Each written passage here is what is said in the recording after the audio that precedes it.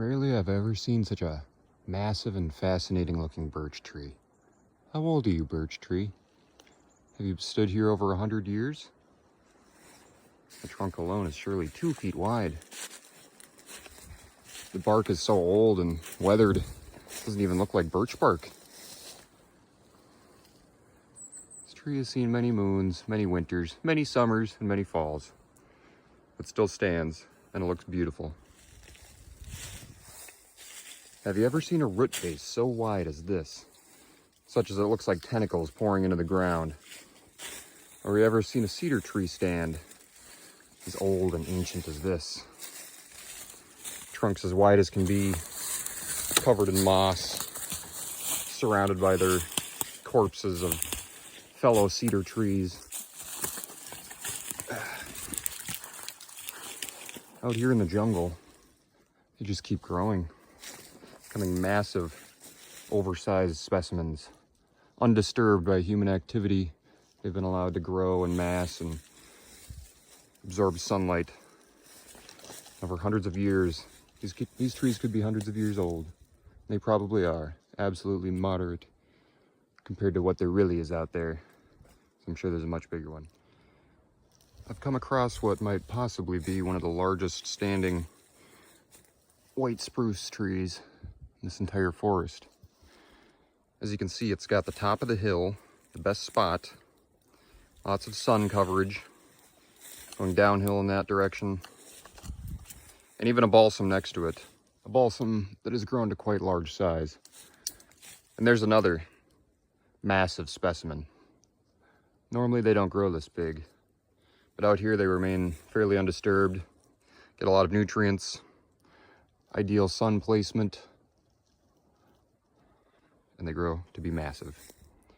I seem to have stumbled upon a rather large patch of old growth cedars here, and this is a really good example of how old growth forests grow these really big trunks, large canopies that shield a lot of sunlight, and have quite a bit of open space beneath.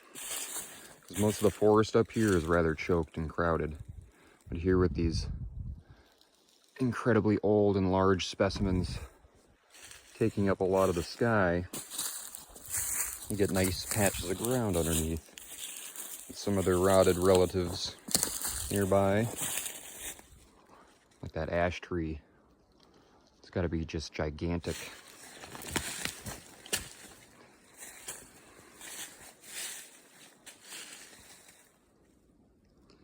This is what I would call a rare instance of a birch so massive, so powerful with its sunlight absorption and root strength that it's actually killing the cedars around of it. For these three right here lie dead and leaned up against it. Its partner on the left here has managed to share the light, growing rather large as well.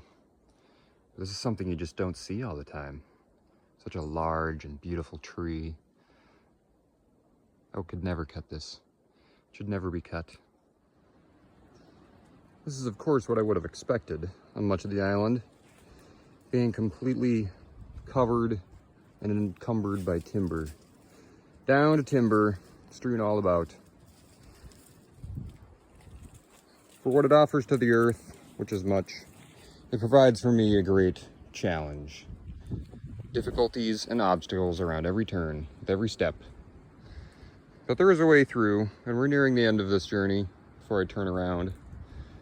I've seen a couple grouse, not as many old growth trees, but still quite a beautiful and untouched segment of woods. Now take this log across, see where it gets me. At the top of this climb, I emerge out into a opening, beautiful moss, blueberry, crustacean looking things. Out of the thick,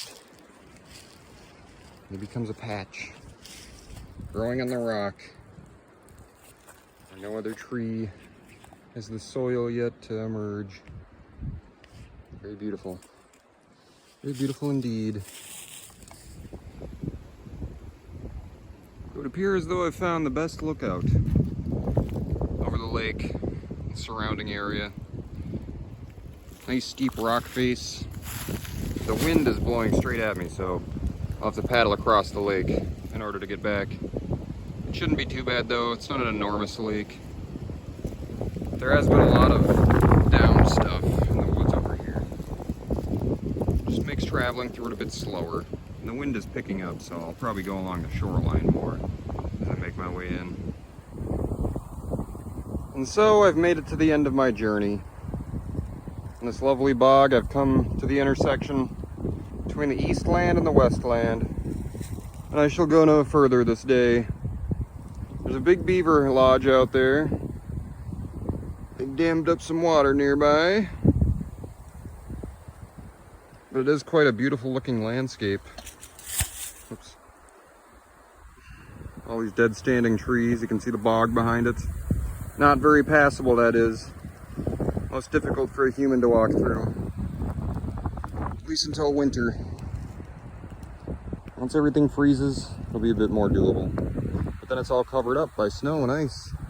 It's a rare time of year this is. To go out and see all this stuff without being killed by bugs or rained on all the time. Still have it be warm enough, but with all the leaves gone.